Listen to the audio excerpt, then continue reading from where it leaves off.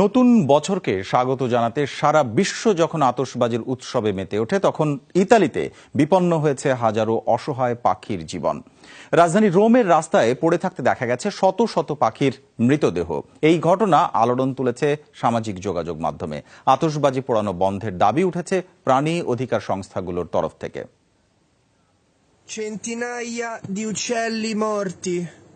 ইতালির রাজধানী রোমের পথে পথে ছড়িয়ে আছে মৃত পাখি। আশপাশে পড়ে আছে আতশবাজি আর বাজি ফোটানোর চিহ্ন। 31st নাইটে ইতালির নাগরিক দিয়েগো ফেনিসিয়ার ফোনে ধারণকৃত এই ভিডিও ভাইরাল হয়েছে সামাজিক যোগাযোগ মাধ্যমে, যাতে দেখা যায় আতশবাজি আর পটকার শব্দে দিশেহারা পাখির ঝাঁক। হাজার হাজার পাখির মৃত্যুর জন্য নববর্ষের আতশবাজি উৎসবকেই দায়ী করছে international animal protection organization OIPA।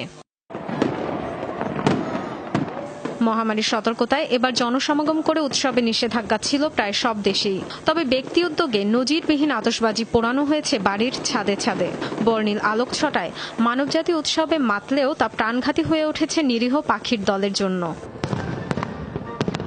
প্রাণী সংরক্ষণ সংস্থা OIPA এর মতে, অতিরিক্ত শব্দের কারণে হার্ট অ্যাটাক হয়ে থাকতে পারে পাখিদের।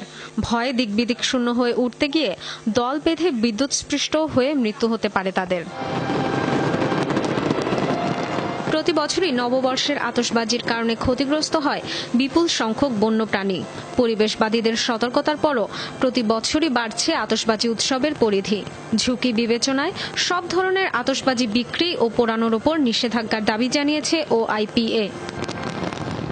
Dorothy Tasrin, Jamuna news.